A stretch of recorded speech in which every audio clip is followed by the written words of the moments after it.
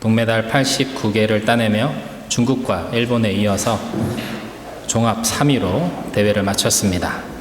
많은 분들이 태극마크를 달고 열심히 구슬땀을 흘린 귀한 결실입니다. 그 중에서도 금메달을 딴 선수들이 아무래도 조금 더 세간의 주목을 받기 마련이죠. 이분들이 인터뷰를 보면 대부분 감사합니다 라는 말로 먼저 시작하는 것을 볼 수 있습니다. 금메달을 따서 참 좋습니다. 행복합니다. 그렇게 말하는 것보다 감사합니다 라는 말로 본인이 느끼는 그 소회를 표현하는 것이 더 적당하다라고 느끼는 것 같았습니다. 아무래도 함께 훈련하고 노력하는 그 모든 과정에서 그런 어떤 함께하는 노력, 도움 그런 거 없이는 이러한 성취를 이룰 수 없다는 그런 마음을 표현하고 싶어서가 아닐까 하는 생각이 들었습니다. 행복하다라는 말과 감사하다라는 말은 미묘한 차이가 있습니다. 바로 행복의 이유를 어디에서 찾고 있는지에 따라 그 쓰임이 달라지는 부분이 있기 때문이죠. 다시 말해서 행복하다라는 말이 나의 현재의 기분과 감정에 조금 더 집중되어 있다고 한다면, 감사하다라는 말은 내가 행복할 수 있는 이유에 대해 더 무게중심을 두고 있는 말이라고 할 수 있습니다. 원래부터 감사하다라는 말은 굉장히 이타적인 말입니다. 자신이 느끼고 있는 행복감의 이유가 내가 아닌 다른 사람으로부터 온 것이라는 것을 인정하는 말이기 때문입니다. 요즘은 행복에 대한 관심이 아주 높은 시대입니다. 그래서 행복이란 무엇인지, 어떻게 하면 행복할 수 있는지에 대한 연구들도 굉장히 활발하게 진행되고 있다고 합니다. 그래서 행복에 관한 논문을 몇 개 찾아봤습니다. 그러니까 행복에 대한 많은 이야기와 논리들이 있었습니다. 결국 행복은 주관적인 것이다, 주관적인 평가에 달려있다라는 어떤 공통적인 결론에 이를 수 있었습니다. 스스로 행복하다, 스스로 만족하다라고 느끼는 것이 행복이라고 한다면 그 기준이 각 사람마다 다르다라는 것, 그리고 각 사람마다 어떤 만족감을 느끼게 하는 그 포인트 역시 다 다르다는 것이 그들의 이야기였습니다. 게리 체프먼이라고 하는 분이 쓴 5가지 사랑의 언어라는 책, 지난번에 제가 한번 언급한 적이 있었던 것 같은데요. 사람이 사랑을 느끼는 5가지 요소에 대해서 그는 이야기합니다. 인정하는 말, 함께하는 시간, 선물, 봉사, 그리고 마지막으로 스킨십이라고 그는 말하고 있습니다.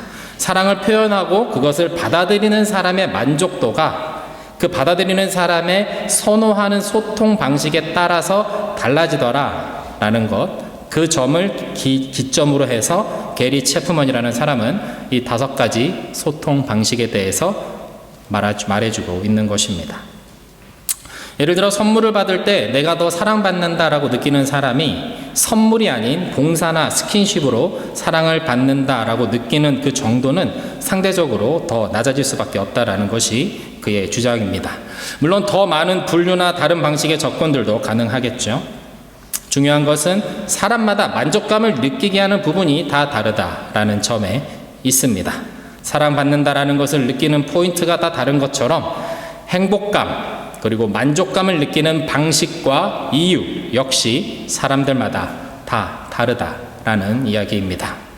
사도 바울은 소아시아에 흩어져 있는 교회의 성도들에게 편지를 쓰면서 항상 기뻐할 것을 당부했습니다. 특별히 빌립보서에서 자신의 만족감에 대해서 그는 이야기합니다.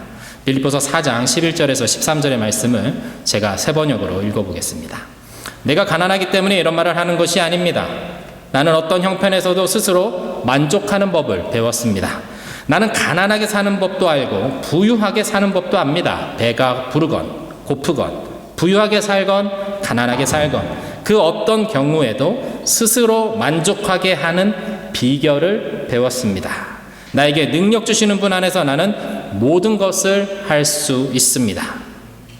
사도 바울은 자신이 어떤 상황에 놓여 있던지 만족할 수 있는 비결을 배웠다라고 말합니다. 비결을 배웠다라고 번역된 이 단어는 신약 성경 전체에서 이 부분에만 나오는 단어입니다. 그 뜻은 비밀을 전수받다라는 뜻입니다. 마치 무술의 고수로부터 비기를 전수받는 것처럼 쉽게 접할 수 없는 어떤 기술을 비밀스럽게 배웠다라는 뉘앙스가 느껴집니다. 사도 바울은 수많은 고난을 당하며 복음을 전했습니다. 그는 1년에 한 번 정도 심한 매를 맞았으며 여러 번 감옥에 갇히기도 하고 죽을 고비를 넘겼습니다. 1년에 한 번 죽기 직전까지 매를 맞는다라는 것은 정말 쉽지 않은 일입니다. 1년 12달 중에 최소 2달 정도는 제대로 걷지도 못하는 상태에 놓여 있었다라는 말이죠. 좀 나을만 하면 또 죽도록 맞고 누워있고, 좀 걸을만 하면 또 죽기 직전까지 매를 맞았다라는 이야기입니다. 사도 바울의 몸은 만신창이였을 것입니다. 그런 그가 성하지 않은 몸을 이끌고 복음을 전하기 위해 계속해서 걷고 또 걷는 것이죠. 빌립보서를 쓸 때 노년의 사도 바울은 다시 체포되어 갇혀있는 신세가 되었습니다. 그런 그가 빌립보 교회의 성도들에게 편지를 쓰면서 기뻐하라고, 나는 기쁘다고, 나는 그 기쁨의 비결이 예수 그리스도에 있다라는 것을 발견했다고 그는 말하고 있는 것입니다. 자랑하는 것이 아닙니다. 단순히 정신 승리를 보여주는 것이 아닙니다. 이 놀라운 비밀을 여러분도 꼭 알았으면 좋겠다라는 것이 사도 바울이 담고 있는 진심입니다. 그렇습니다. 사도 바울은 지금 감옥에 있는 것이 아닙니다. 그는 예수 안에 있는 것입니다. 그는 어디 가든지 무엇을 하든지 예수 그리스도 안에 있는 사람이었습니다. 그리고 그는 깨달은 것이죠. 이 예수 안에 있으니 모든 것이 만족스럽구나. 예수 안에 있으니 기쁘구나. 행복하구나. 사도 바울은 말합니다. 행복은 성적순이 아니라는 것을 말입니다. 행복은 외부적인 조건에 달려있는 것이 아니라고 그는 말해주고 있는 것입니다. 풍부든 빈곤이든 그것은 중요하지 않다고 말합니다. 기쁨은 내 안에 그리스도로 인해서 나에게 주어지는 것이다. 그 기쁨은 영원한 감사로, 그리고 그 영원한 감사는 영원한 찬양으로 우리를 이끌어 간다는 것, 그것을 사도 바울이 우리에게 말해주고 있는 것입니다. 오늘 본문인 시편 54편은 다윗의 감사시가 아닙니다. 오히려 비탄시로 분류되는 시입니다. 왜냐하면 이 시가 다윗이 십광야라는 곳에 숨어 있을 때 그곳 사람들의 밀고로 인해서 다윗이 사울 왕에게 붙잡힐 뻔하는 절체절명의 위기를 맞이했던 그 사건을 배경으로 쓰여진 시이기 때문입니다. 다윗의 마음이 자신을 고발한 사람들로 인해서 쓰라리고 아플 때 그는 이 시를 써서 하나님 앞에 노래한 것입니다. 다윗은 자신의 상황을 먼저 하나님께 아뢰고 있습니다. 오늘 본문 1절에서 3절의 말씀인데요. 한번 같이 읽어보겠습니다. 시작. 오 하나님이여, 주의 이름으로 나를 구원하시고 주의 힘으로 나를 판단하소서. 하나님이여, 내 기도를 들으소서. 내 입으로 하는 말에 귀 기울이소서. 이상한 사람들이 내게 맞서 들고 일어나며 압제자들이 내 목숨을 노리고 있습니다. 그들은 하나님에 대해서는 안중에도 없습니다. 셀라. 1절에 주의 힘으로 나를 판단하소서라고 되어 있는 이 부분은 주의 힘으로 나를 변호해 주소서라고 번역하면 더 문맥에 잘 맞는 번역이 됩니다. 나를 구원하시고 내 편에 서주실 것을 하나님께 부탁하고 있는 것입니다. 악인들이, 대적들이 다윗을 죽이려고 혈안이 되어 있습니다. 새 번역에서는 무법자들과 폭력배들이 내 목숨을 노립니다 라고 번역하고 있는데, 이러한 무법자들이며 폭력배들의 특징이 무엇인가 하면 하나님에 대해서는 전혀 고려하지 않는 자들이다 라고 다윗은 말하고 있습니다. 하나님에 대한 고려, 하나님에 대한 인식, 그것이 없는 이들은 죄의식도 없습니다. 이들은 세상에서 자신이 원하는 것을 얻기 위해서는 심지어 그것이 죄악된 행동이더라도 거리낌 없이 그것을 행합니다. 왜냐하면 하나님을 두려워하는 마음, 하나님을 경외하는 마음이 그들 가운데 없기 때문입니다. 다윗은 바로 이 점을 지적합니다. 다윗을 죽이려고 혈안이 되어 있는 대적들이 하나님을 의식한다면 이렇게까지 해서는 안 된다라는 것이었습니다. 그러면서 다윗은 자신은 하나님을 경외하는 사람으로 이런 무법자들과는 다릅니다라는 것을 하나님 앞에 고백합니다. 4절과 5절의 말씀인데요. 한번 같이 읽어보겠습니다. 4절입니다. 시작. 보십시오.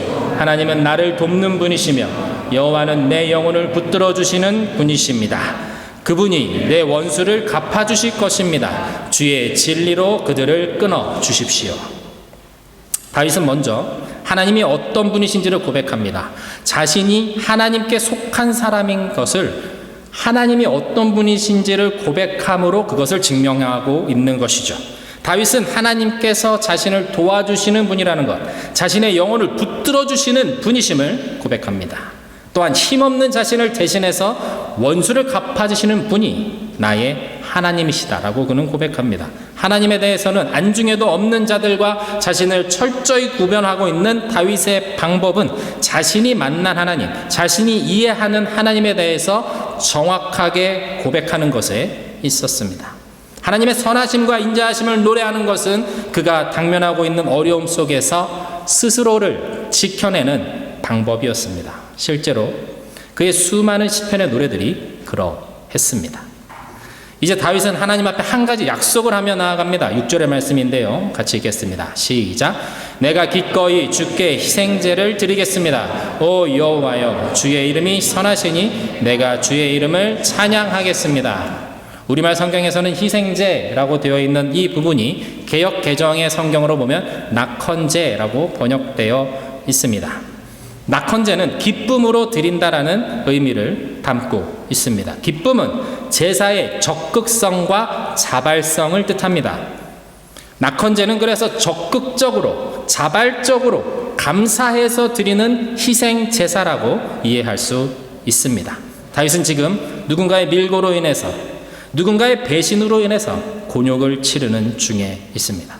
그의 마음이 배신의 아픔으로 상해 있고 상처로 인해서 쓰라린 상태입니다. 그런 다윗이 하나님의 선하심을 노래합니다. 다윗은 이런 비통한 상황에서 하나님의 선하심을 노래하고 기꺼운 마음으로 즐거운 마음으로 적극적으로 주님 앞에 제사를 드리겠습니다라고 약속까지 하고 있습니다. 그의 상황과는 상관없는 감사의 외침입니다. 상황을 뛰어넘는 그 감사가 있습니다. 현실을 넘어서는 그 선포, 그것은 나의 하나님은 선하신 하나님이십니다 라는 굳건한 믿음에서 나오는 것이었습니다. 사도 바울의 기쁨도 그러했습니다. 상황을 넘어서는 감사, 현실을 뛰어넘는 고백, 그것이 사도 바울에게도 있었습니다. 전혀 감사할 것이 없는 갇혀있는 그런 상황에서 감사하는 것이 얼마나 신기하고 얼마나 우리가 보기에는 이해하기 어려운 상황이 아니겠습니까? 하지만 다윗과 바울은 정말 그렇게 살았습니다. 다윗과 바울은 자신의 삶을 들어서 상황을 넘어서는 감사와 현실을 뛰어넘는 믿음의 고백이 가능합니다 라는 것을 우리에게 보여주고 있는 것입니다. 오늘 우리는 추수감사 예배를 드리고 있습니다. 추수감사절을 기념하며 하나님 앞에 감사하며 우리는 예배하고 있습니다. 추수할 수 있도록 풍성한 곡식을 거둘 수 있도록 은혜를 베풀어 주신 하나님께 감사하는 것이 추수감사절이죠. 그러나 한번 생각해 보면 추수 때마다 매번 풍작일 수는 없습니다. 때로는 흉작일 때도 있을 것이고 겨우 먹고 살 정도 되는 해도 분명히 있었을 것입니다. 그런 어려운 해에 우리 믿음의 선조들은 추수감사절을 어떻게 보냈을까요?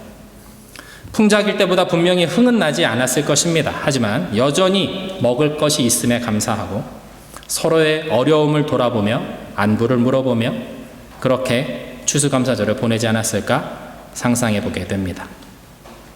실제로 감사주일의 유래에 대해서 오카노 목사님께서 쓰신 책에 나온 한 이야기가 있습니다.